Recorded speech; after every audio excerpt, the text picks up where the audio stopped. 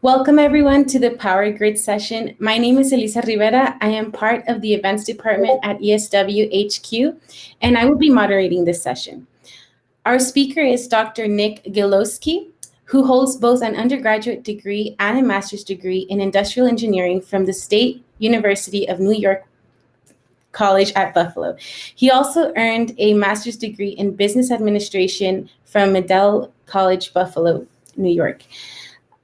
Lastly, he successfully defended his dissertation on November 19, 2019, receiving his PhD from Niagara University, Lewiston, New York. Dr. Gilewski is currently employed at the New York State Power Authority, where he facilitates and manages operations in the Lewiston, New York control room.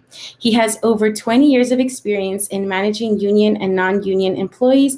Nick also possesses a Six Sigma Green Belt certification related to organizational continuous improvement, statistical quality control, and lean manufacturing. Thank you, Nick. You can go ahead and take it away. All right, thank you to Engineers for a Sustainable World. Alyssa, thank you for the introduction. And without further ado, I would like to get started because, as everyone knows, the grid is a very complex engine. And in order to get to the details, the intricacies of the grid, we need to start at a 10,000 foot view. So we are going to start right from the 10,000 foot view and explain the grid and go into a vast amount of details and right down to the state level here in New York State. So I guess I'm going to share my PDF right now with everyone.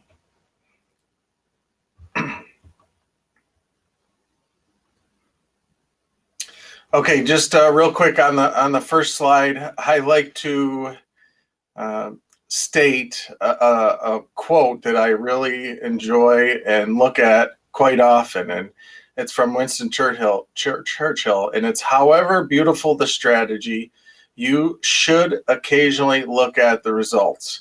And as engineers, we can engineer and design quite complex things, and they can be extremely cool and jaw-dropping.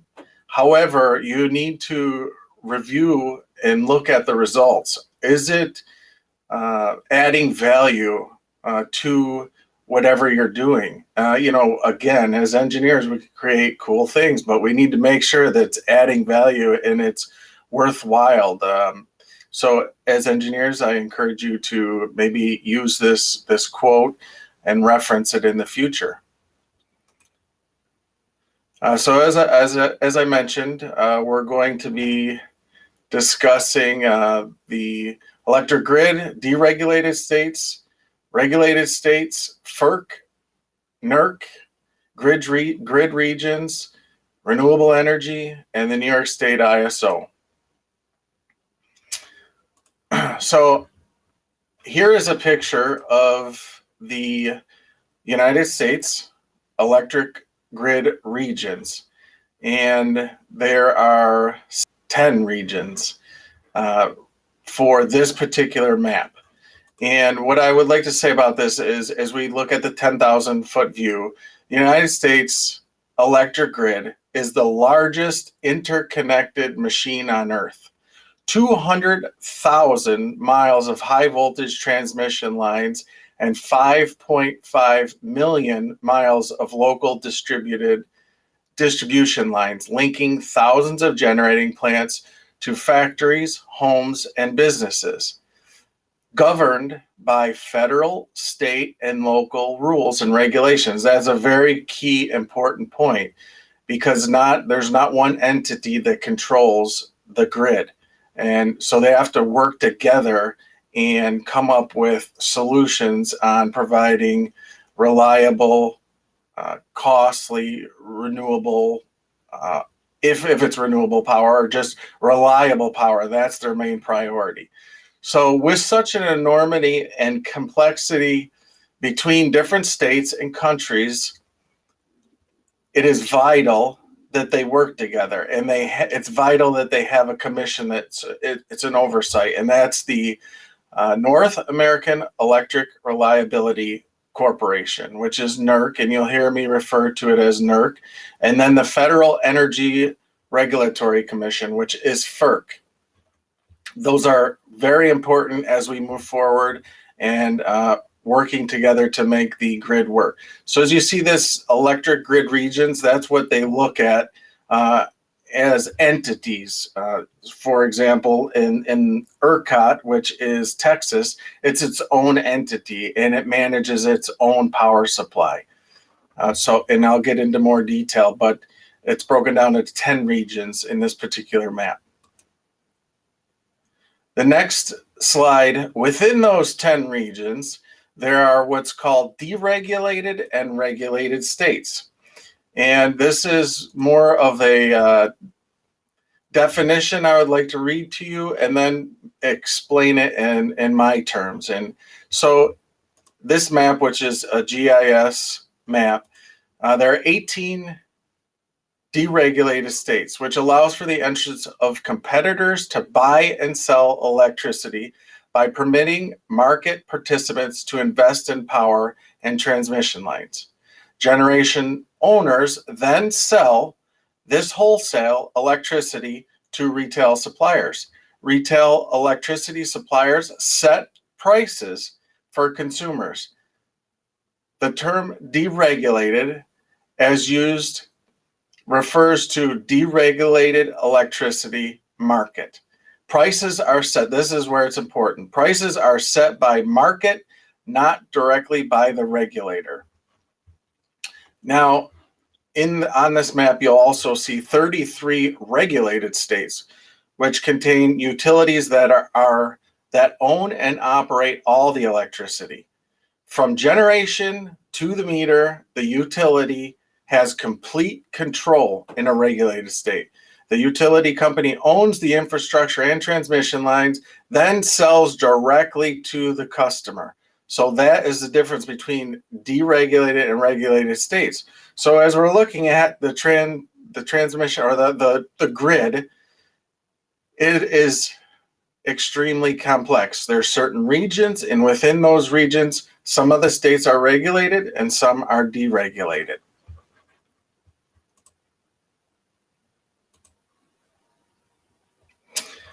Now, I had shown you a map with 10 different regions, which is looked at by FERC, the first map.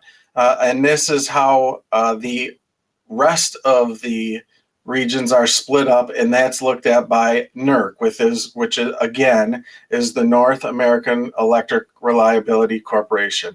There are certain regions, Quebec, which is up in Canada, Eastern Interconnection, ERCOT, which I said is by itself, and the Western Interconnection. So those are also acting as its own entity from a reliability perspective.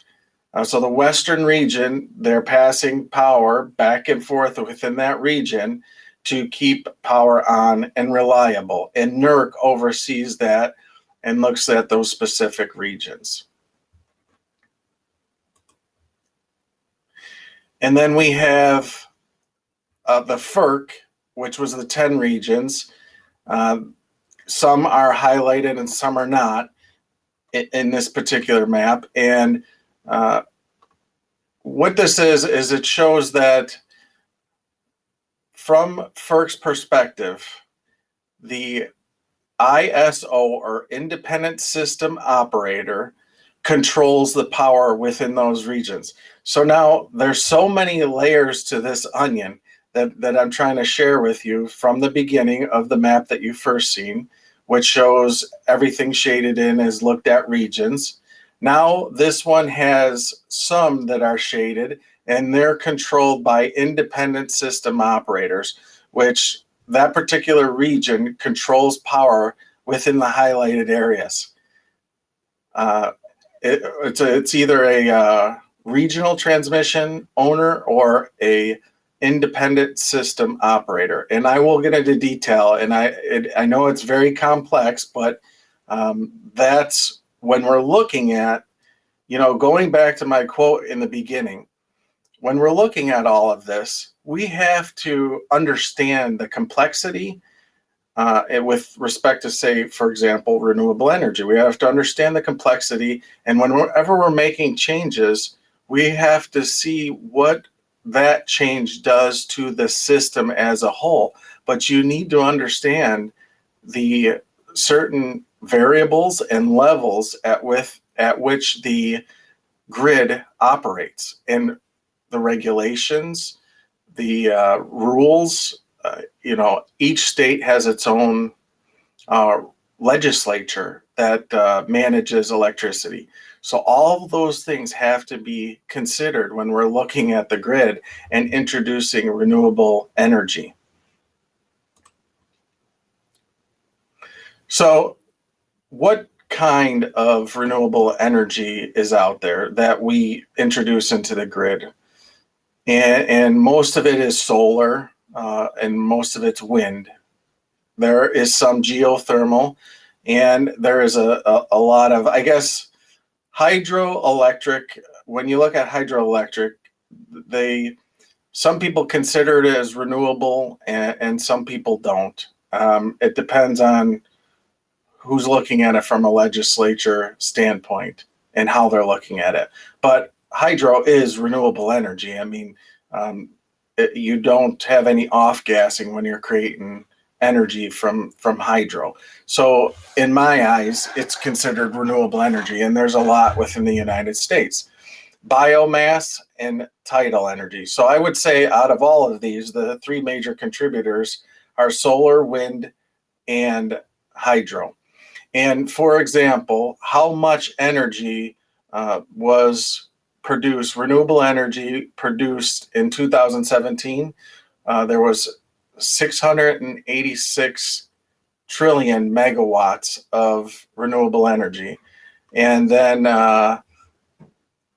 in the bottom there, you can see what the relationship is of how much total energy was generated, which is a small percentage.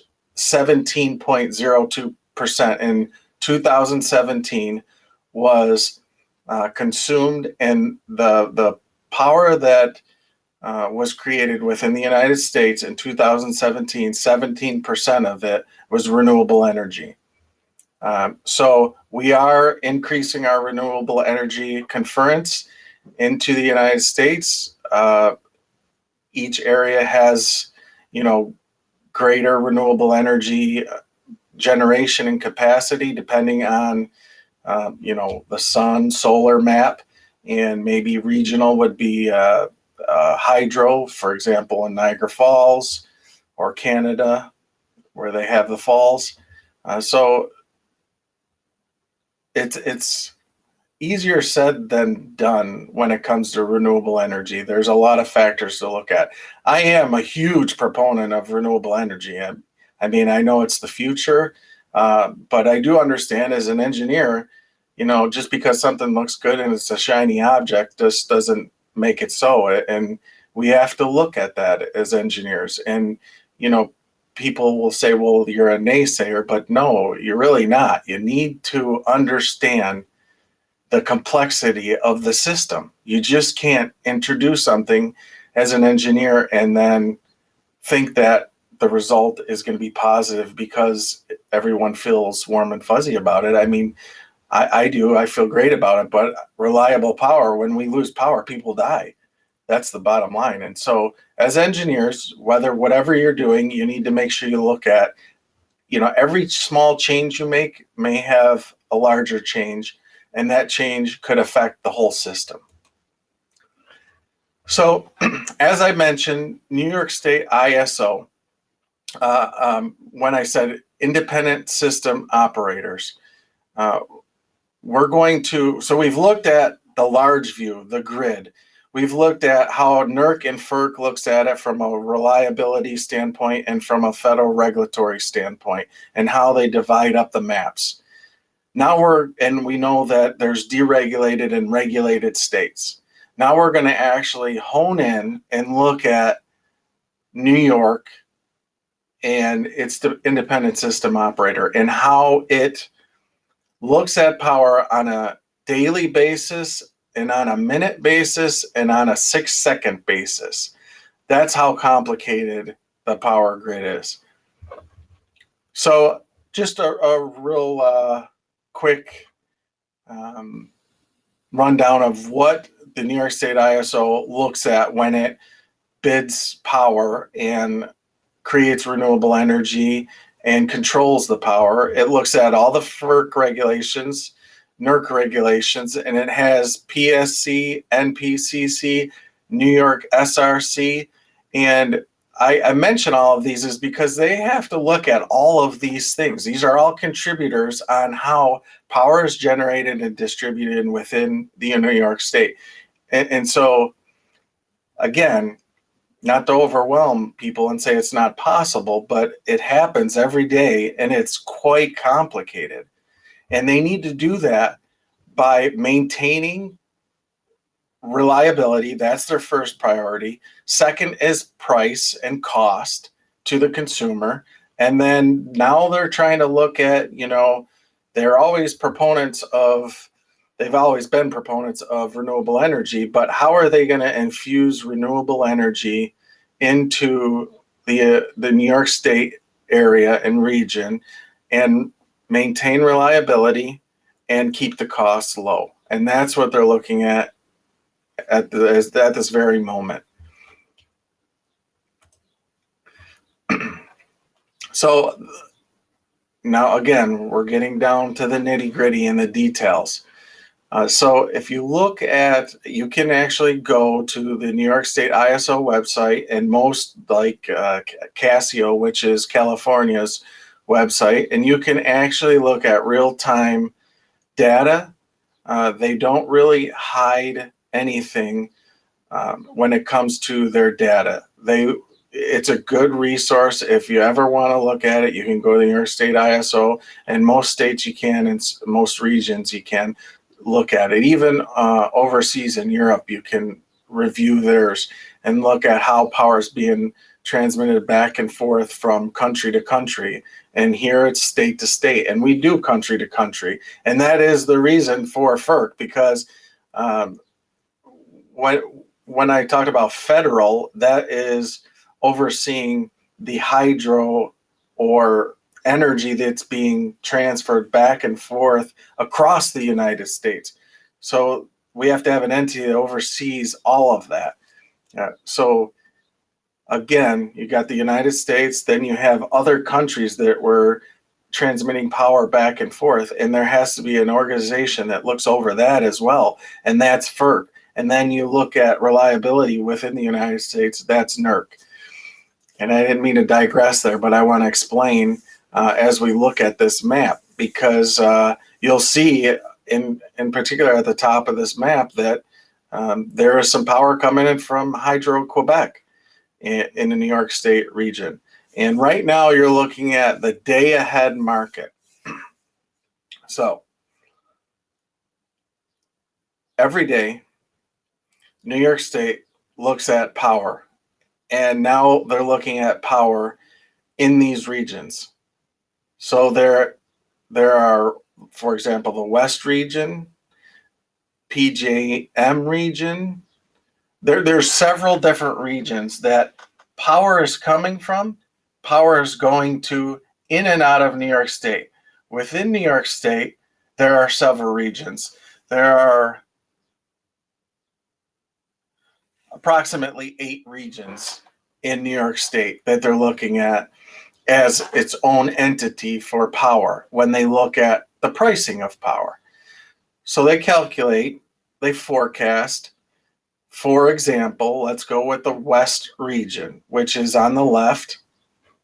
West region, you'll see the day ahead price was $22.71 for that region.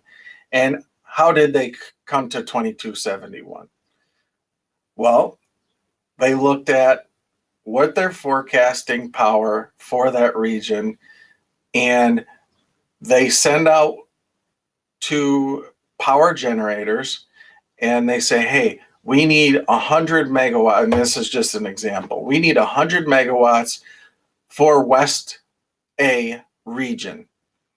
And can you provide 100 megawatts? And it's a company that maybe they can only provide 50 megawatts. And so everybody puts in like a blind bid in that region. And 100 megawatts is not, it's more like 1,000 or 5,000 or 10,000 megawatts in that region. But we're just using 100 megawatts for an example.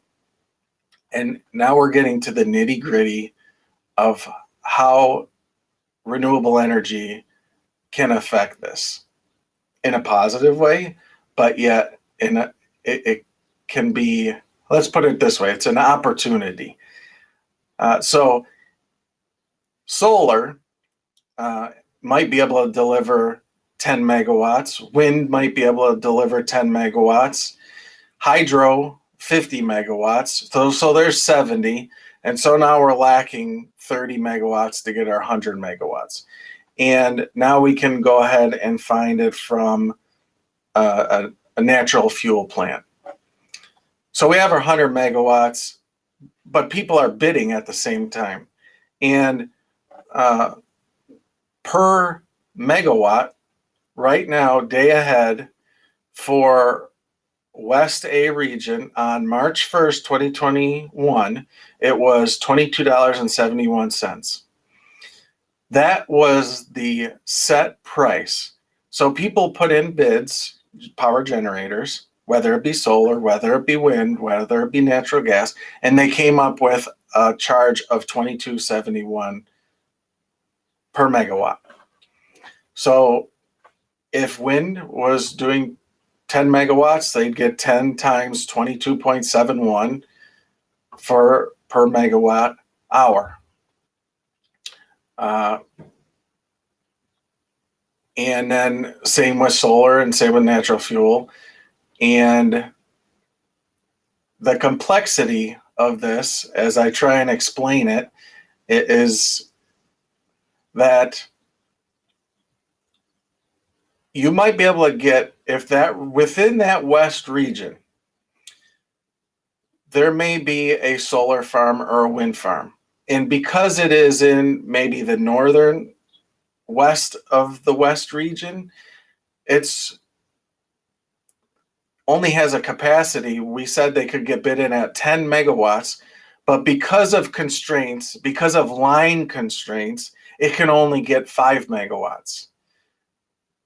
So when it creates a constraint due to the ampacity of the line that is connected from the solar going to the end user, which is the consumer, that creates a constraint. In other words, you could have 100 megawatts of solar, but only be able to transmit 80 megawatts due to line constraints. So you could bid up 100 megawatts, but you may only get selected for 10 based on your price and what they need and what you can actually provide on the grid at that time. Now, the grid, as I mentioned, in New York State, they need to make sure that they respect reliability. That is their utmost priority, is reliability. So they may ask for 100 megawatts, but in reality, they may need 115 megawatts, because if a plant trips off, if a line trips off, there's redundancies, and they need to plan for that. And as engineers, it's almost like a safety factor. I think some people can relate what a safety factor is. Similar to that, they need to make sure that if something happens, they instantly need to have reliable energy available. And with that being said, everyone's familiar with solar and wind. Let's just stick with solar and wind, because hydro is pretty much reliable. The river's going to run, the water's going to flow. You know, it may change a little slightly, but for the most part, unless there's ice or something that jams in there, it's pretty reliable. Natural fuel, it's reliable. solar and wind. We can forecast, everyone can forecast, but you can't, and you can do it with a certain amount of accuracy, but you cannot do it with 100% certainty. In fact, it's a lot lower than 100%. And when you look at solar, if the clouds go over and if the wind stops, now we're talking about the 10 megawatts that we're supposed to get from solar and the 10 megawatts from wind. And the wind stops. It goes down to 10 megawatts to 4 megawatts. And at the same time, solar, the clouds go over and it drops down to like 2 megawatts. So now we're at like 80% of what we really wanted. Where do they get it from? They have to get it from somewhere. So in real time, they're going to start calling on other power generators, which a lot of the time in our region would be hydro, because hydro, the river's running and they can ramp up fast and they can slow down fast as well, or back off fast as well. So they need to have extra power available, and they need to be able to supply power in an instant, milliseconds, fast. If a line trips, fast. And it has to have inertia, because with motors that are running, and you have solar energy and wind, and they don't have real inertia. Natural fuel, hydro, has spinning inertia. And if solar goes off, wind goes off, and you trip lines, there will be a lot less inertia on the grid, which will slow down the frequency. Frequency set at 60 plus or minus, it's like 0.02. It has to be very close to 60 hertz. So as soon as the frequency starts to slow down, they got to pick up the voltage. Units have to pick up and compensate. And so as I begin to unfold this complex grid, you're understanding and appreciating diverse sorts of energy, whether it be renewable or non-renewable. And now, I mentioned that I want to go into some detail. We have a few more minutes here. We have the day-ahead market, and I talked about 100 megawatts, and then we need to plan for maybe 15% over that, 115 megawatts. And I just mentioned to you that we know we're going to have a varying power generation because of renewables, constraints, line trips, lights going on and off, the load changing, and maybe an inaccurate forecast on the New York State ISO's part. It happens, not much, but it does happen. For example, in Texas, they forecasted incorrectly, and they didn't have enough energy to provide to the consumers for the given load. So we have 115 megawatts. We're looking for it in the West region, and we know there's variations. How do we compensate for those variations? We have a pulse. Some plants may have a pulse where they NERC, Reliability Commission, would say, all right, you have to get up to 100 megawatts in 5 minutes, or maybe 1 minute. Hydro is extremely fast. Natural fuels, some are fast. Nuclear is extremely slow. It takes hours, if not 8 hours, to get up to 100 megawatts or 500 megawatts. But once it's up there, it can vary a little bit. So they need to have on standby that 15 megawatts. So they've got to pay for it. You literally have to have something running 15 megawatts. And again, we're using small multiples here because it's much larger than that. And if you do the math, 15 megawatts per hour at $22.71 a megawatt, it starts to add up. That's just to have on the side running. Now, we talk about the load and what the forecast is and what the actual is. There might be a delta there. Where are they going to make up for that delta? You've got the 15 surplus. So they have to constantly send a pulse somewhere with SCADA. This is where the smart grid comes in. And they have to go up and down megawatts all day long. And every time they go up and down, it's called regulating. They have to pay that person, whoever's doing the power generation. So again, when we're looking at the details, you've got solar and wind, and it's varying and changing. But now we have, because of that varying and changing source, we have to have another source that is on standby. We have to pay for it just to be on standby, even if it doesn't run. When it runs, it costs more.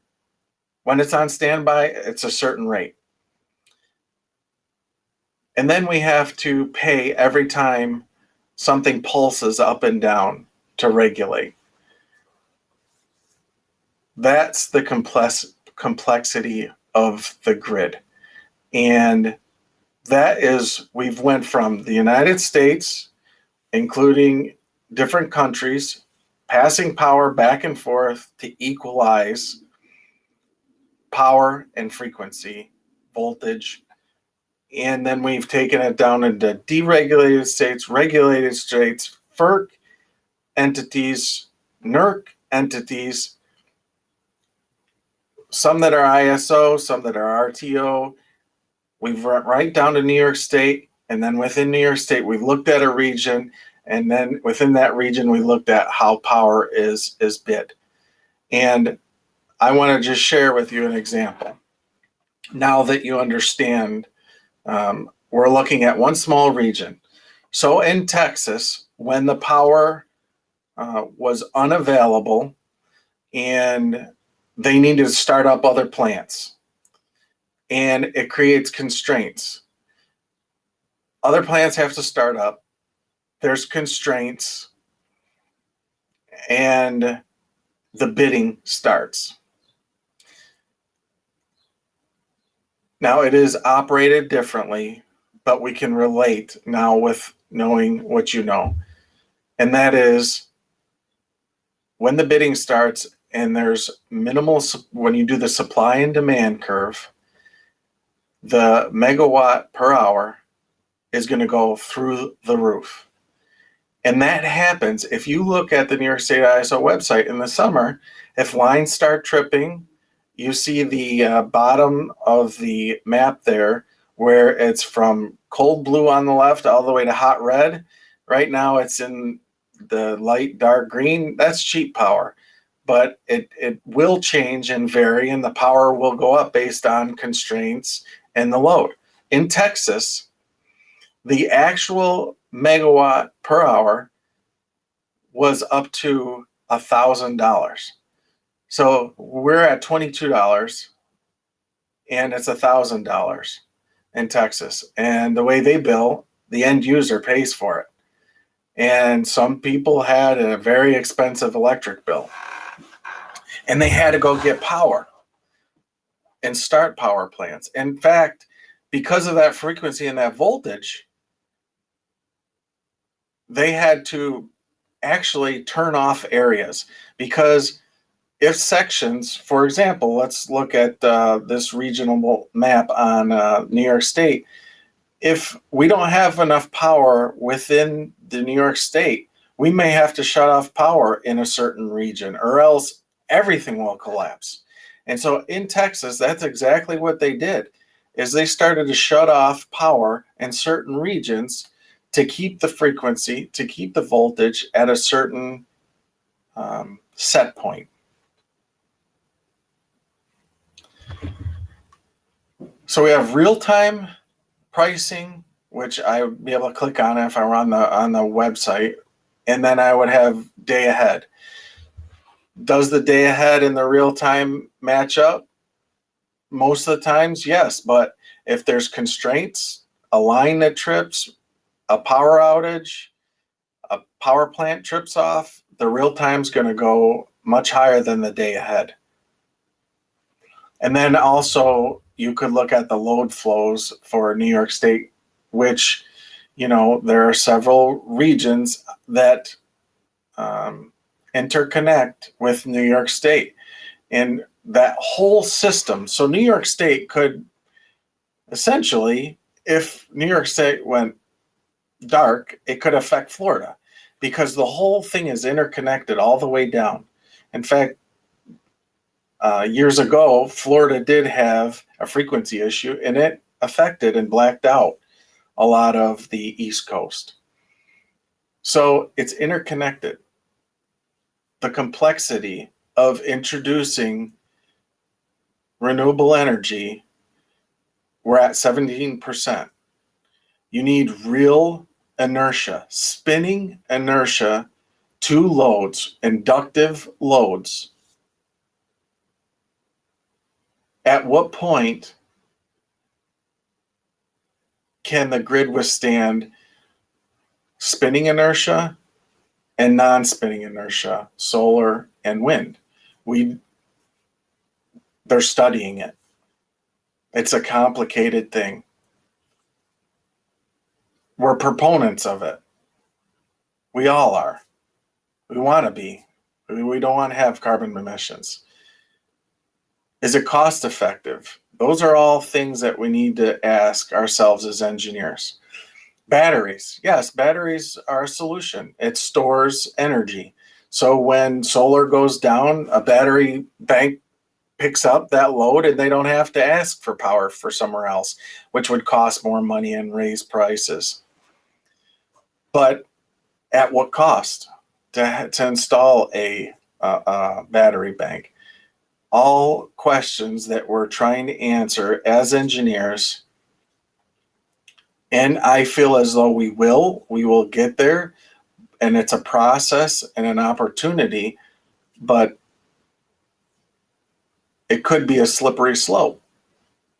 And you can't be afraid of it as engineers. You test something, you may test it, by small changes, not so drastic. Drastic changes cause drastic results, favorable or not. And so we need to look at that as engineers, and everyone needs to look at that.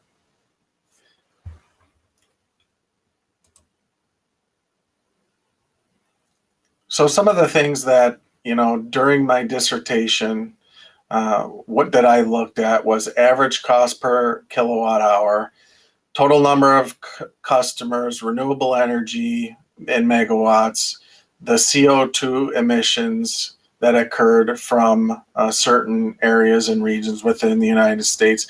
And it was all based on deregulated and regulated states, because no one has done a study of how the whole of regulated and deregulated states differ.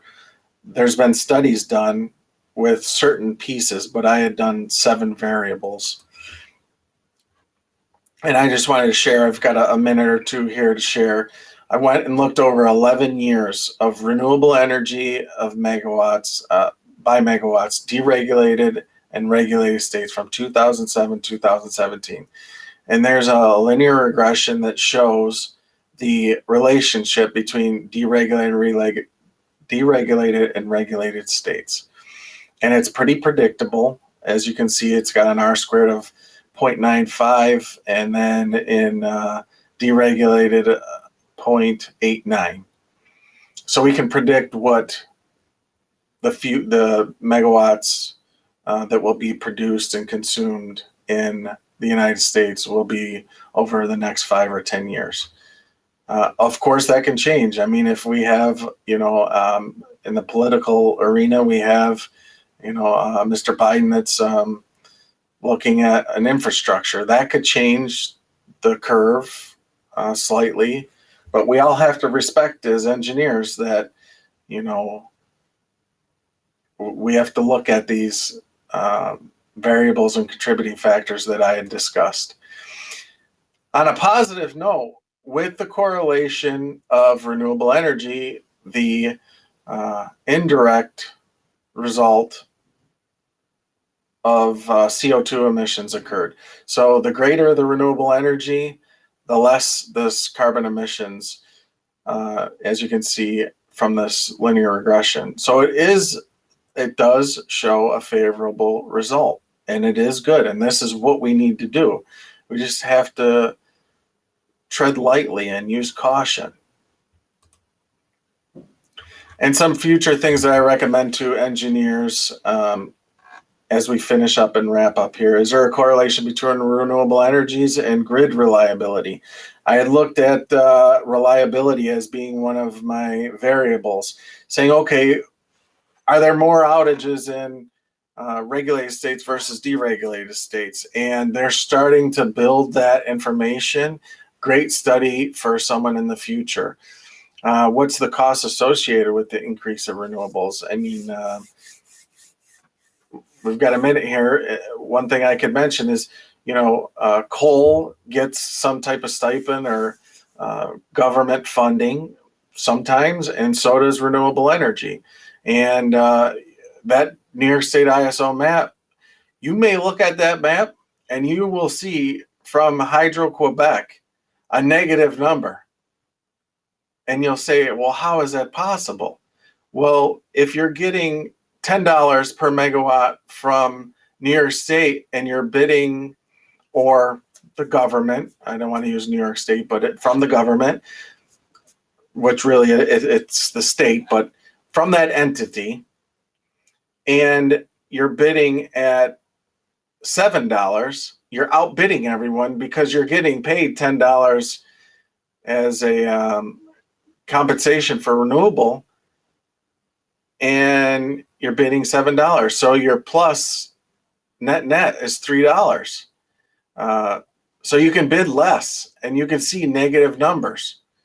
So don't be surprised if you look at that map and see negative numbers. So Hydro-Quebec, sometimes they will pay us to get rid of their power because they've got to get rid of the power. So that's how complex this is. And then is there a correlation of digitization and cost per kilowatt hour? In other words, will digitization cause the cost per kilowatt hour to go up? And how will EVs impact the grid?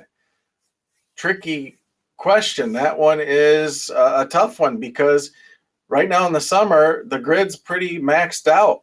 And we talk about constraints and being able to get power from certain regions, certain sections. You're going to introduce a lot more of a load on states. How are they going to distribute the power? What's going to happen with that?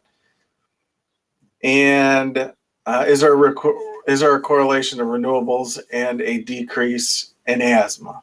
With CO2s going down, CO2 carbon emissions going down. So that's all I have for you. I know it is a lot to take in, and at times is hard for me to explain because of the level of complexity. And I'm open for questions and suggestions, and we'll open it to the floor. Thank you.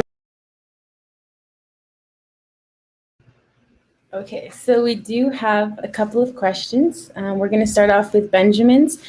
Of these regulations, which is the most restrictive in terms of providing renewable power? Say that again. Of these regulations, which is the most restrictive in the terms of providing renewable power? What is? I think this he sent during the presentation. Let me see if it's under conversations.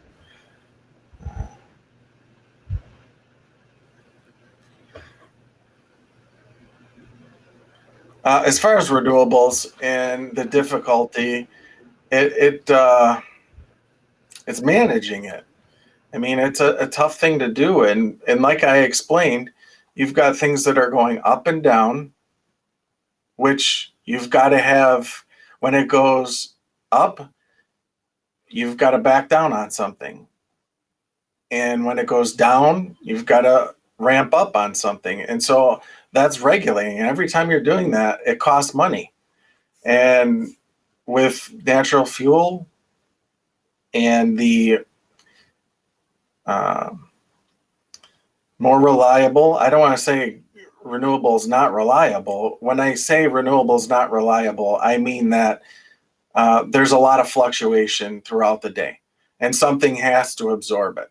Something has to absorb it, whether it be a hydro plant or a natural fuel plant, a nuclear plant. Something has to absorb those changes, just as it has to absorb the changes of the load within the grid. So you've got this changing grid, and you really want a reliable source to support the changing grid. But now we are introducing a source that is changing as well. So are we adding to the problem or to the situation? I mean, no, I think overall, when we talk about net results as engineers, I think we aren't. I think it is a good thing, and I think we need proponents of it. But we need to understand how it impacts it. And slow changes, you just can't say, well, we're going to be 100% renewable next year. It's just not possible. And we have to be realistic as engineers. Hopefully that answers. Okay, thank you. And then Jonathan says, with Indian Point being shut down, do you know where we are making up the lost power? Any other thoughts or opinions? With Indian Point being shut down, you're having more solar on houses in New York State, more solar farms, more wind farms. So the combination of all those things, we are making up for that loss of power. When you look at some natural fuel plants and hydro plants, they can absorb that as well. So that's small. I don't want to say it's small, but regionally it may have affected that region a lot. But the infrastructure is being changed. They're adding new lines to compensate for that within the region. So they do and are changing things. The only thing is, again, when we look at closing down something as engineers, and I tell you this, before you shut down something, you need to make sure you're going to be able to absorb that. How are you going to be able to absorb that? As engineer, well, you say, you know what, we need another line here to support that. We need another power plant here to support that. And so you need to have that line and or that power plant or that solar farm or that wind farm in place before you just arbitrarily shut something off. And I'm not talking about the nuke site there. I'm just talking about, as an engineer, before you make a change, make sure you have a redundancy built in place. And don't let people sway you. I mean, you need to build a case. You need to be the engineer. I mean, there's a lot of politics involved with this, but physics don't change. They just don't. I mean, no matter how much money you throw at it and how many politicians get involved, physics does not change. And we need to look at it, investigate it, and tread lightly. Okay, the next question's from Austin. How big of a role do you think demand-side management strategies will have in adjusting for the fluctuations in power generation of renewables moving forward? How big of a role of the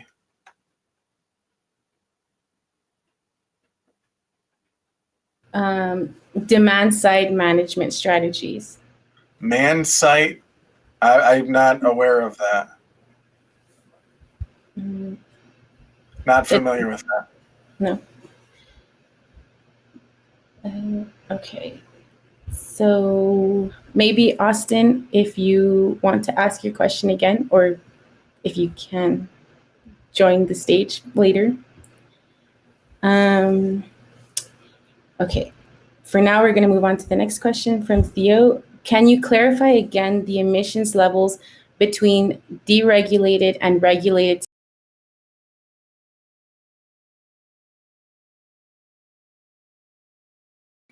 Sure. Within 2000, from 2007 to 2017, you can see the correlation between, or the representation, not the correlation, but representation between deregulated and regulated states. A slope is fairly similar, and there are 33 regulated states, and the rest are deregulated states. Hence, the curve is higher than the regulated. I'm sorry, the deregulated is lower than the regulated, the carbon emissions. The curve is the same, the slope is similar, but because there are more states, it's higher on the graph from a scaling standpoint. Hopefully that answered it. Okay, and then Kim says, what sorts of payback times do you think are required with renewables and storage so that they are perceived as cost? Great question. Great question. For example, I have solar on my house, and 20 years was one of my original return on investment quotes, and that was too long for me. And it got down to 6 to 7 years. That, for me, was acceptable. Now, as engineers, and you're working for a company, it's going to be typically 1 year is a slam dunk return on investment, 2 years is preferred, and 5 years might be the max. I mean, as engineers and realistic, people want their money returned back to them. Now, this isn't answered that easily when it comes to renewable energy, because there are other tertiary effects that can be quantified and qualified that can make up the justification for renewable energy. Health in that area, carbon emissions, maybe healthcare premiums go down in that region in the United States because of asthma is being reduced. So it's quite a complicated question when you're looking at the system as a whole. But for me personally, and for businesses personally, they want a return on their investment relatively soon. So I would say 10 years. And the only reason I say 10 years is because you never know what's going to happen after 10 years. The technology might change, and in 3 years from now, that return on investment might go from 10 years to 5 years, and you don't want to miss out on that. So you don't want to go too far out when it comes to return on investment. Okay. Technology is changing. All right. Austin is going to come on stage to ask his question. All right. Beautiful.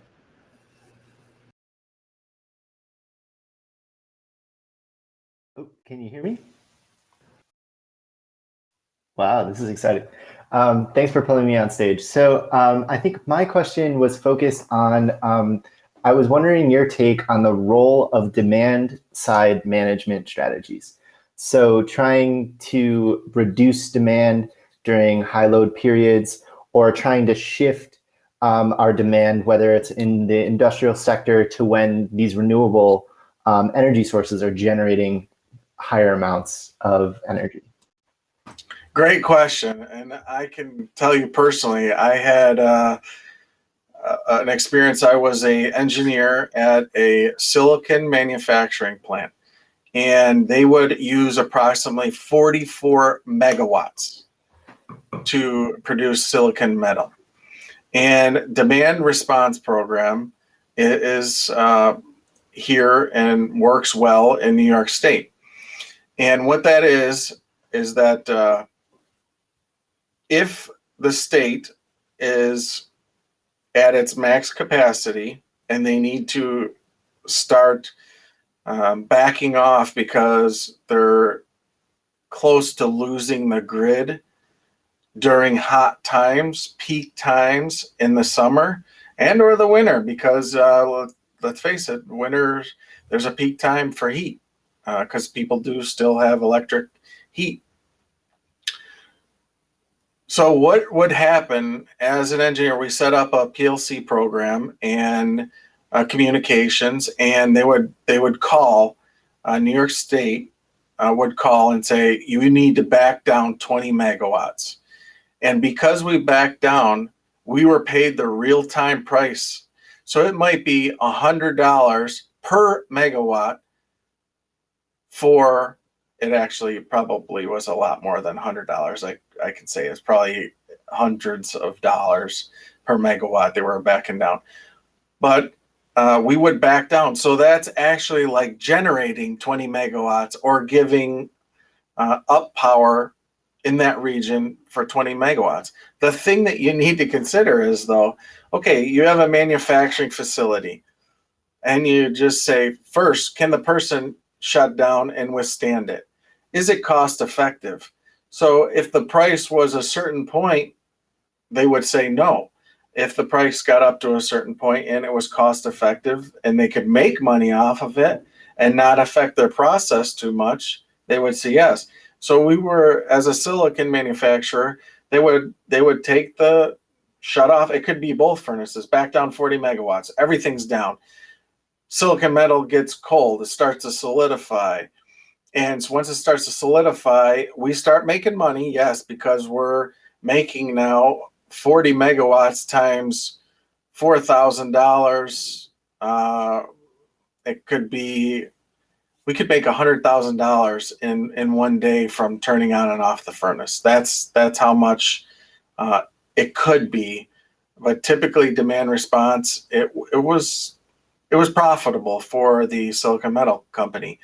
Well, the only thing they had to calculate, though, is now we got to go to 44 megawatts again. Everything's cold. We're not going to be able to produce silicon metal. It's not going to come out the tap hole until maybe an hour or two. So you've just wasted a lot of production. So it has to be cost effective.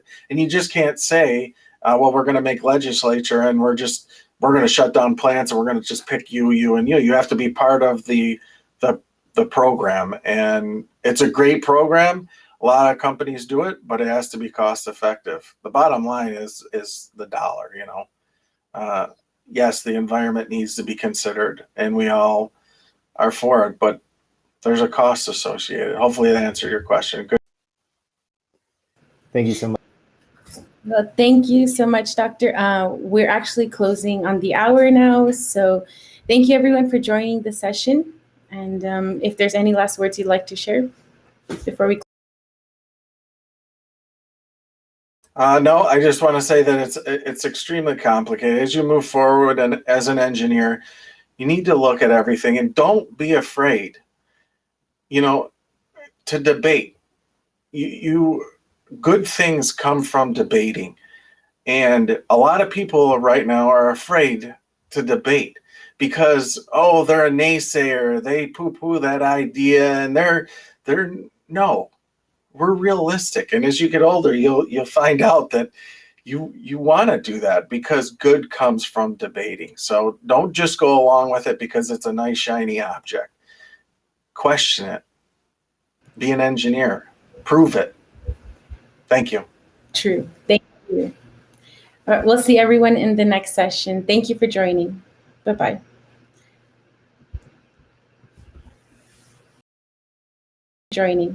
Bye-bye.